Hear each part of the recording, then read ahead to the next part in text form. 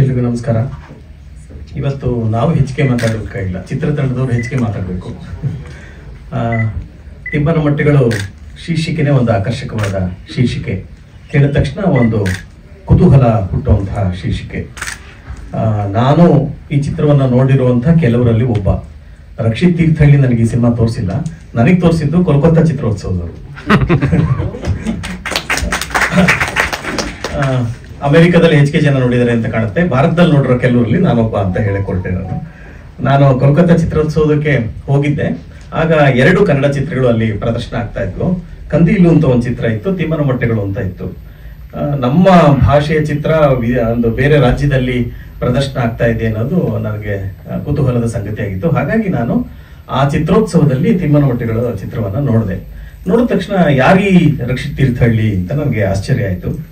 ಅಷ್ಟಲ್ಲಾಗ್ಲೇ ಅವರು 2 ಚಿತ್ರ ಮಾಡಿದ್ದಾರೆ ಅಂತ ಆಮೇಲೆ ಗೊತ್ತಾಯ್ತು. ಆಮೇಲೆ ಬಂದಾಗ ನನ್ನ ಸ್ನೇಹಿತರಾದಂಥ ಕೆಂಪರಾಜು ಇದರ ಸಂಕಲನ ಮಾಡಿದವರು, ಅವ್ರ ಹತ್ರ ಕೇಳಿದೆ ನಾನು, ನೀವು ಸಂಕಲನ ಮಾಡಿದ್ರಲ್ಲ ಇದು ಯಾರು ರಕ್ಷಿತ್ ಅಂತ. ಇಲ್ಲ, ಅವರೊಬ್ರು ಕಥೆಗಾರರು ಅಂತ ಎಲ್ಲ ವಿವರಗಳು ಹೇಳಿದ್ರು. ನನಗೆ ಅವ್ರನ್ನ ಭೇಟಿ ಮಾಡಬೇಕು ಅಂತ ಇತ್ತು. ಈಗ 1 ವಾರದ ಹಿಂದೆ ಅವ್ರನ್ನ ಮೊದಲ ಬಾರಿಗೆ ಭೇಟಿ ಮಾಡಿದೆ.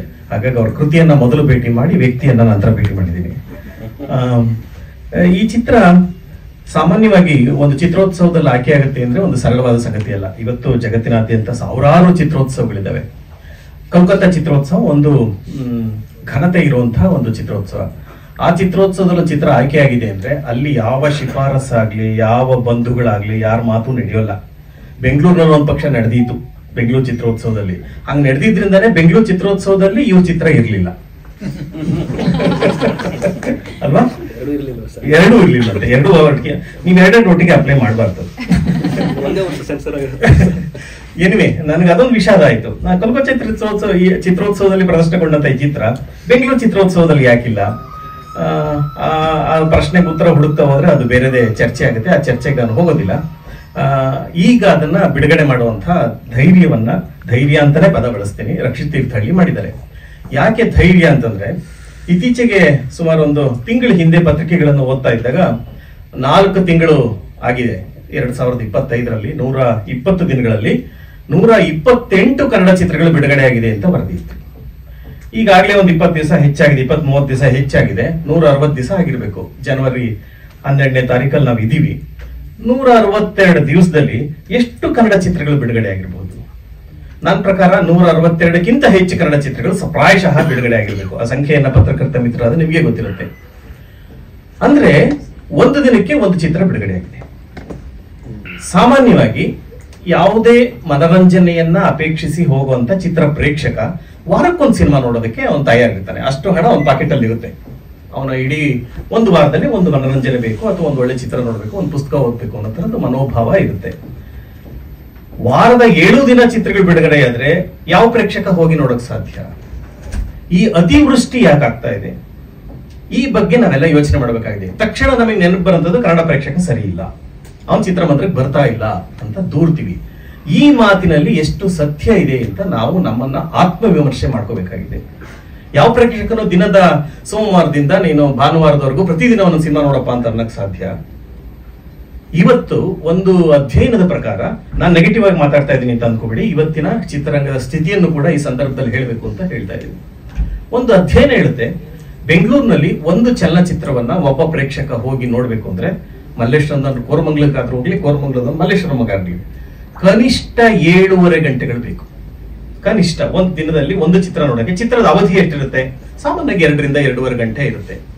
2 ರಿಂದ 2.5 ಗಂಟೆ ಚಿತ್ರವನ್ನು ನೋಡ್ಲಿಕ್ಕೆ ಒಬ್ಬ ಪ್ರೇಕ್ಷಕ ಬೆಂಗಳೂರಿನಲ್ಲಿ ಪ್ರಯಾಣ ಮಾಡಿ ಟಿಕೆಟ್ ಬುಕ್ ಮಾಡಿದ್ರು ಕೂಡ ಚಿತ್ರ ನೋಡಿ ಮನೆಗೆ ಹಿಂತಿರುಗಿ ಬರೋದಕ್ಕೆ 7.5 ಗಂಟೆಯಿಂದ 8 ಗಂಟೆ ಬೇಕು ಅಂತ ಒಂದು ಅಧ್ಯಯನ ಹೇಳುತ್ತೆ. ಅಷ್ಟು ಸಮಯ ನಮ್ಮ ಸಾಮಾನ್ಯರಲ್ಲಿ ಇದೆಯೇ ಅನ್ನೋ ಪ್ರಶ್ನೆಯನ್ನ ನಾವು ಮಾಡ್ಕೋಬೇಕು. ಹಾಗಾದ್ರೆ ಚಿತ್ರವನ್ನ ಎಲ್ಲಿ ಬಿಡುಗಡೆ ಮಾಡಬೇಕು? ಕನ್ನಡ ಚಿತ್ರರಂಗಕ್ಕೆ 92 ವರ್ಷ ಆಗಿದೆ. ಸತಿ ಸುಲೋಚನ 1934ರಲ್ಲಿ ಬಂದದ್ರಿಂದ ಇವತ್ತಿನವರೆಗೂ ಲೆಕ್ಕ ಹಾಕೊಂಡ್ರೆ 91 ಕಳೆದು 92ನೇ ವರ್ಷದಲ್ಲಿ ನಾವಿದ್ದೀವಿ. ವರ್ಷಕ್ಕೊಂದು ಚಿತ್ರ ತಯಾರಾಗ್ತಾ ಇದ್ದ ದಿನಗಳಲ್ಲಿ ಇವತ್ತು ನಾವು 350 ರಿಂದ 400 ಚಿತ್ರಗಳು ಪ್ರತಿ ವರ್ಷ ತಯಾರಾಗ್ತಾ ಇದೆ. ನಿಮ್ಗೆ ಗೊತ್ತಿರಲಿ, ಭಾರತದಲ್ಲಿ ಹಿಂದಿಯ ನಂತರ 2ನೇ ಸ್ಥಾನದಲ್ಲಿ ಇರೋದು ಕನ್ನಡ ಭಾಷೆ. ಇದಕ್ಕೆ ಚಪ್ಪಾಳೆ ತಟ್ಟಬೇಕು, ಸಂತೋಷ ಪಡಬೇಕು, ವಿಷಾದ ಪಡಬೇಕು ಗೊತ್ತಿಲ್ಲ. ಸತ್ಯಜಿತ್ ಬೆಂಗಾಲದ ಅತಿ ಶ್ರೇಷ್ಠ ಪ್ರಖ್ಯಾತ ನಿರ್ದೇಶಕರು ಒಂದು ಮಾತನ್ನು ಹೇಳ್ತಾರೆ. ಬೆಂಗಳೂರಿಗೆ ಬಂದಾಗಲೇ ಆ ಮಾತನ್ನು ಹೇಳಿದ್ದು. 1981ನೇ ಇಸ್ವಿಲಿ ಅವರು ಬೆಂಗಳೂರಿಗೆ ಸುಚಿತ್ರ ಫಿಲ್ಮ್ ಸೊಸೈಟಿಯನ್ನ ಉದ್ಘಾಟನೆ ಮಾಡಕ್ ಬಂದು ಒಂದು ಮಾತು ಹೇಳಿದ್ರು, ಎಲ್ಲಿ ಒಳ್ಳೆಯ ಪ್ರೇಕ್ಷಕರು ಇರ್ತಾರೋ ಅಲ್ಲಿ ಒಳ್ಳೆಯ ಚಿತ್ರಗಳು ಆಗ್ತವೆ ಅಂತ. ದುರದೃಷ್ಟವಶಾತ್ ನಾವು ಚಿತ್ರಗಳ ಸಂಖ್ಯೆಯನ್ನು ಹೆಚ್ಚಿಗೆ ಮಾಡ್ಕೊಂಡಿದೀವಿ, ಪ್ರೇಕ್ಷಕರ ಸಂಖ್ಯೆಯನ್ನ ಬೆಳೆಸೋದ್ರಲ್ಲಿ ನಾವು ಹಿಂದೆ ಬಿದ್ದಿದ್ವಿ. ಹಾಗಾಗಿ ಇವತ್ತು ಚಿತ್ರಮಂದಿರಗಳಿಗೆ ಕನ್ನಡ ಸಿನಿಮಾ ನೋಡೋದು ಅಂತಂದ್ರೆ ಒಂದಿಷ್ಟು ಜಿಗುಪ್ಸೆ ಬರೋ ಹಾಗೆ ಪ್ರೇಕ್ಷಕರು ಮಾತಾಡೋದನ್ನ ನಾನು ಕೇಳಿದ್ದೀನಿ. ಎಲ್ಲರ ಬಾಯಲ್ಲಿ ಮಲಯಾಳಂ ಬರುತ್ತೆ. ಒಂದು ಕಾಲದಲ್ಲಿ ಕನ್ನಡ ಒಂದು ಉತ್ತುಂಗ ಸ್ಥಿತಿಯಲ್ಲಿ ಇದ್ದಂತ ಸಂದರ್ಭದಲ್ಲಿ 80-70ರ ದಶಕದಲ್ಲಿ ಮಲಯಾಳಂ ಅಲ್ಲಿ ಸೆಕ್ಸ್ ಚಿತ್ರಗಳು ಮಾತ್ರ ಬರ್ತಾ ಇತ್ತು, ಮರಾಠಿಯಲ್ಲಿ ಕಾಮಿಡಿ ಚಿತ್ರಗಳು ಮಾತ್ರ ಬರ್ತಾ ಇತ್ತು. ಅವೆರಡೂ ಚಿತ್ರರಂಗಗಳು ಹಿಂದೆ ಬಿದ್ದಿದ್ವು. ನಮ್ಮಲ್ಲಿ ನಿಮ್ಗೆಲ್ರಿಗೂ ಗೊತ್ತಿರೋ ಮಣಿರತ್ನ ಬಂದು ಈ ಚಿತ್ರ ನೋಡ್ಕೊಂಡು ಅವ್ರ ಮೊದಲನೇ ಚಿತ್ರ ಪಲ್ಲವಿ ಅನುಪಲ್ಲವಿ ಮಾಡಿದ್ದು ಕನ್ನಡದಲ್ಲಿ, ಕಮಲಾಸನ್ ಮಾಡಿದ್ದು ಕನ್ನಡದಲ್ಲಿ. ಕಮಲಾಸನ್ ಹೆಸರತ್ತಕ್ಕೆ ನಂಗೆ ಭಯ ಆಗುತ್ತೆ. ಆದ್ರೆ ಅವರೆಲ್ಲರೂ ಕನ್ನಡವನ್ನ ಮಾಡ್ತಿದ್ದಾರೆ. ಕನ್ನಡದಿಂದಲೇ ತಮ್ಮ ಆರಂಭವನ್ನ ಮಾಡಿದಂತ ಸಾಕಷ್ಟು ಜನ, ಬಾಲು ಮಹೇಂದ್ರ ಆಗಿರ್ಲಿ, ತುಂಬಾ ಜನ ಇವತ್ತು ಕನ್ನಡವನ್ನ ಮಾಡ್ತಿದ್ದಾರೆ. ಹಾಗೆ ಒಂದು ಗೋಲ್ಡನ್ ಪೀರಿಯಡ್ ಅಂತ ನಾವೇನನ್ನ ಕರಿತೀವಿ ಕನ್ನಡ ಚಿತ್ರರಂಗ, ಇವತ್ತು ಯಾಕೆ ಈ ಸ್ಥಿತಿಗೆ ಬಂದಿದೆ ಅನ್ನೋದಕ್ಕೆಲ್ಲ ನಾವೆಲ್ಲರೂ ಆತ್ಮವಿಮರ್ಶೆಯನ್ನ ಮಾಡ್ಕೋಬೇಕಾದ ದಿನಗಳಲ್ಲಿ. ಈ ಆತ್ಮವಿಮರ್ಶೆ ಮಾಡ್ಕೋಬೇಕಾದಂತ ಸನ್ನಿವೇಶದಲ್ಲಿ ರಕ್ಷಿತ್ ತೀರ್ಥಹಳ್ಳಿ ಅಂತ ಯುವಕರು ಚಿತ್ರಗಳನ್ನ ಮಾಡ್ತಾ ಇರೋದು ಕೂಡ ಒಂದು ಒಳ್ಳೆಯ ಇದು ಪ್ರಯತ್ನ ಅಂತ ಹೇಳಿ. ಎಲ್ಲರೂ ಹೇಳ್ತಾರೆ ಕಲಾತ್ಮಕ ಚಿತ್ರಗಳು ಮತ್ತೆ ವ್ಯಾಪಾರಿ ಚಿತ್ರಗಳು, ಮೈನ್ ಸ್ಟ್ರೀಮ್ ಸಿನಿಮಾ ಮತ್ತೆ ಪ್ಯಾರಲಲ್ ಸಿನಿಮಾ ಅಂತ ಕರೆಯೋದಕ್ಕೆ ನಾನು ಇಷ್ಟಪಡ್ತೀನಿ. ಮುಖ್ಯವಾಹಿನಿ ಮತ್ತೆ ಪ್ರಯೋಗಾತ್ಮಕ ಚಿತ್ರಗಳು, ಇವ್ರದ್ದು ಒಂದು ರೀತಿ ಪ್ರಯೋಗಾತ್ಮಕ ಚಿತ್ರಗಳು. ಎಲ್ಲರೂ ಹೇಳ್ತಾರೆ ಯಾವ ಚಿತ್ರ ಸರಿ ಅಂತ. ನಾನು ಹೇಳೋದು ಈ ವರ್ಗೀಕರಣವೇ ಸರಿಯಲ್ಲ. ಕಲಾತ್ಮಕ ಅಂತನೋ ಪ್ರಯೋಗಾತ್ಮಕ ಅಂತನೋ ಮುಖ್ಯವಾಹಿನಿನ ವರ್ಗೀಕರಣವೇ ಸರಿ ಇಲ್ಲ. ಇರೋದು ಎರಡೇ ಚಿತ್ರ, ಒಳ್ಳೆ ಚಿತ್ರ, ಕೆಟ್ಟ ಚಿತ್ರ. ಯಾವುದು ಜನಕ್ಕೆ ಇಷ್ಟವಾಗುತ್ತೋ, ಯಾರು ಅವನನ್ನ ಪ್ರಶ್ನೆಗೆ ಹಚ್ಚುತ್ತೋ ಆ ಚಿತ್ರ ಒಳ್ಳೆ ಚಿತ್ರ. ಯಾಕೆ ತಿಮ್ಮನ ಮಟ್ಟಗಳು ಒಂದು ಒಳ್ಳೆ ಚಿತ್ರ ಅವನ ವರ್ಗೀಕರಣದಲ್ಲಿ ಬರುತ್ತೆ ಅಂತ ಹೇಳ್ತೀನಿ ಅಂದ್ರೆ, ಇದು ಒಂದು ರೀತಿಯ ಶೋಧನೆ, ಒಂದು ಹುಡುಕಾಟ ಈ ಚಿತ್ರದಲ್ಲಿದೆ. ಈಗಾಗಲೇ ನೀವು ಸುಮಾರು 1.5-2 ನಿಮಿಷದ ಟ್ರೈಲರ್ ನ ನೋಡಿದಾಗ ಖಂಡಿತ, ನಾನೇನು ಉತ್ಪ್ರೇಕ್ಷೆ ಮಾತಲ್ಲ, ನಿಮ್ಮೆಲ್ಲರಿಗೂ ಸಿನಿಮಾ ನೋಡ್ಬೇಕು ಅಂತ ಅನ್ಸಿರುತ್ತೆ. ಏನೋ ಇದೆ ಇದರಲ್ಲಿ ಹುಡುಕಾಟ. ಬರೀ ಶೀರ್ಷಿಕೆ ಕೇಳಿದಾಗ ತಿಮ್ಮನ ಮೊಟ್ಟೆಗಳು ಅಂದಾಗ ತಿಮ್ಮ ಯಾರಪ್ಪ ಮೊಟ್ಟೆ ಯಾರಪ್ಪ ಅನ್ನೋ ಒಂದು ಕುತೂಹಲ ಹುಟ್ಟೋದು ಒಂದು ಹುಡುಕಾಟ. ಆದ್ರೆ ಈಗಾಗಲೇ ಇದ್ರಲ್ಲಿ ಸ್ವಲ್ಪ ಬಿಟ್ಕೊಟ್ಬಿಟ್ಟಿದ್ದಾರೆ, ಟ್ರೈಲರ್ ನಲ್ಲಿ ಅಷ್ಟು ಬಿಟ್ಕೊಡ್ಬಾರ್ದಾಗಿತ್ತು ಅಂತ. ಇದಾದ್ರೂ ಬರುತ್ತೆ ಅಂತ ನಂಬ್ಕೊಂಡಿದ್ರೆ ಸಂತೋಷ. ಏನಿವೆ ಸಣ್ಣ ಒಂದು ಗುಟ್ಟನ್ನ ಬಿಟ್ಕೊಟ್ಟಿದ್ದಾರೆ. ಸಿನಿಮಾ ಯಾವಾಗಲೂ ಗುಟ್ಟು. ಹೇಗೆ ಆಯುರ್ವೇದ ಒಂದು ಗುಟ್ಟಾಗಿ ಉಳಿದಿರೋದ್ರಿಂದ ಉಳಿಯಿತು, ವೈದ್ಯಕೀಯ ಗುಟ್ಟು, ಸಿನಿಮಾ ಕೂಡ ಒಂದು ಗುಟ್ಟು. ಯಾವತ್ತು ಸಿನಿಮಾ ಬೀದಿಗೆ ಬಂತಲ್ಲ ಚಿತ್ರೀಕರಣಕ್ಕೆ, ಅವತ್ತು ಗುಟ್ಟು ರಟ್ಟಾಗಿ ಪ್ರೇಕ್ಷಕ ಇದರಲ್ಲಿ ಆಸಕ್ತಿಯನ್ನ ಕಳ್ಕೊಂಡ. ಜೊತೆಗೆ ನಾವ್ ಇವತ್ತು ಪ್ರೇಕ್ಷಕ ಚಿತ್ರಮಂದಿರಕ್ಕೆ ಸ್ವಲ್ಪ ನಾನು ಹೆಚ್ಚು ಮಾತಾಡ್ತಾ ಇದ್ರೆ ಕ್ಷಮಿಸಿ. ಒಳ್ಳೆ ವಿಚಾರ ಇದೆ. ಪ್ರೇಕ್ಷಕ ಚಿತ್ರಮಂದಿರಕ್ಕೆ ಸಿನಿಮಾ ನೋಡ್ಬೇಕು ಅಂತ ನಾವ್ ಯಾಕೆ ಅಪೇಕ್ಷೆ ಮಾಡ್ಬೇಕು ಅನ್ನೋದು ನನ್ನ ಮೊದಲ ಪ್ರಶ್ನೆ. ನಾವೆಲ್ಲರೂ ಮಾಡ್ತಾ ಇರೋದು, ಚಿತ್ರೋದ್ಯಮಗಳು ನಾವೆಲ್ಲರೂ ಮಾಡ್ತಾ ಇರೋದು, ಪ್ರೇಕ್ಷಕ ಚಿತ್ರಮಂದಿರಕ್ಕೆ ಬಂದು ಸಿನಿಮಾ ನೋಡ್ಬೇಕು. ನಾನು ಆಗ್ಲೇ ಹೇಳಿದೆ ಒಂದ್ ಸಿನಿಮಾ ನೋಡೋದಕ್ಕೆ ಎಷ್ಟು ಗಂಟೆ ಆಗುತ್ತೆ ಅಂತ. ಇದು ಸಾಂಪ್ರದಾಯಿಕ ಮಾದರಿ, ಯಾರಿಗೂ ಸಮಯ ಇಲ್ಲ. ಇರೋದು ಆರಂಭದಲ್ಲಿ ಕರ್ನಾಟಕದಲ್ಲಿ 1500 ಚಿತ್ರಮಂದಿರಗಳಿದ್ವಂತೆ, ಆಮೇಲೆ 700 ಕೇಳಿತದು ಒಂದು 10-15 ವರ್ಷದಿಂದ. ಇವತ್ತೊಂದು 300-350 ಇದೆ ಅಂತ ಒಂದು ದಾಖಲೆ. ಆ 300-350 ಎಷ್ಟು ಆಕ್ಟಿವ್ ಆಗಿದೆ, ಎಷ್ಟು ಶೋಗಳು ಕ್ಯಾನ್ಸಲ್ ಆಗುತ್ತೆ ಅನ್ನೋದು ನಿಮ್ಗೆ ಎಲ್ರಿಗೂ ಗೊತ್ತಿದೆ. ಅದ್ರ ಬಗ್ಗೆ ನಾನು ಮಾತಾಡಕ್ ಹೋಗಲ್ಲ. ಅಂದ್ರೆ ಚಿತ್ರಮಂದಿರ ಸಂಖ್ಯೆ ಒಂದ್ ಕಡೆ ಕುಸಿತಾ ಇರುವಾಗ ಎಲ್ಲಿ ಸಮಸ್ಯೆ ಇದೆ ಅಂದ್ರೆ, ನಾವು ಎಲ್ಲರ ಜೇಬಿಗೆ ಒಂದು ಚಿತ್ರಮಂದಿರ ಕೊಟ್ಟಿದ್ವಿ. ಯಾವಾಗ ಸ್ಮಾರ್ಟ್ ಫೋನ್ ಯುಗ ಬಂತೋ ಎಲ್ಲರೂ ಸಿನಿಮಾವನ್ನ ನೋಡ್ತಾರೆ. ರಂಜನೆ ಇದ್ರೇನು? ಮನರಂಜನೆಗೋಸ್ಕರ ಸಿನಿಮಾ ನೋಡ್ಬೇಕು, ಮನೋವಿಕಾಸಕ್ಕೋಸ್ಕರ ಸಿನಿಮಾ ನೋಡ್ಬೇಕು, ಅದು ವೈಯಕ್ತಿಕವಾದ ವಿಚಾರ, ಪ್ರೇಕ್ಷಕನ ಬಿಟ್ಟಿದ್ದು. ಆದ್ರೆ ಅವನ ಜೇಬ್ನಲ್ಲಿ ರಂಜನೆನೂ ಇದೆ, ವಿಕಾಸನೂ ಇದೆ, ಎಲ್ಲವೂ ಇದೆ. ಎಷ್ಟೋ ಸರಿ ನಾನು ಕೂಡ ಸ್ಟ್ರೆಸ್ ಆದಾಗ ಮೊಬೈಲ್ ತೆಗೆದು ನೋಡಿದ್ರೆ ಯಾವ್ದೋ 1.5 ನಿಮಿಷದ ಏನಂತಾರೆ ಈ ರೀಲ್ಗಳು ಖುಷಿ ಕೊಡ್ತವೆ. ಅದು ಚೀಪ್ ಆಗಿರ್ಬೋದು, ಒಂದು ಸಣ್ಣ ಮುಗುಳ್ನಾಗೆ ನಮ್ಮ ಮುಖದ ಮೇಲೆ ಬರುತ್ತೆ, ನಮ್ಗೊಂದು ಉಲ್ಲಾಸ ಉಂಟಾಗುತ್ತೆ. ಹಾಗಾಗಿ ಚಿತ್ರಮಂದಿರವನ್ನ ಅವ್ನ ಜೇಬಿ ಕೊಟ್ಬಿಟ್ಟು ಸಿನಿಮಾ ಆದ್ರೆ ಯಾರು ಬರ್ತಾರೆ? ಅದು ಉಚಿತವಾಗಿ. ಆ ರೀಲ್ಗಳನ್ನ ಇವತ್ತು ಪ್ರತಿ ಕುಟುಂಬದಲ್ಲಿ ಒಬ್ಬ ಸದಸ್ಯ ರೀಲ್ ಮಾಡ್ತಾನೆ. ಇವತ್ತು ಮನೆಯಲ್ಲಿರೋ ಗೃಹಿಣಿಯರು, ಮುಂಚೆ ಎಲ್ಲ ಅಂಕಲ್ ಆಫೀಸ್ಗೆ, ಆಂಟಿ ಟಾಕೀಸ್ಗೆ ಅಂತ ಇತ್ತು.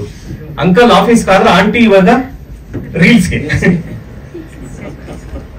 ಇದು ಇವತ್ತಿನ ಪದ್ಧತಿ ಆಗಿದೆ. ಅಂದ್ರೆ ರೀಲ್ಸ್ ಮಾಡೋದ ಮೂಲಕ ಅವರು ಖುಷಿ ಪಡ್ತಾ ಇದ್ದಾರೆ, ಒಂದು ವರ್ಗದ ಪ್ರೇಕ್ಷಕರನ್ನ ರಂಜಿಸ್ತಾ ಇದ್ದಾರೆ.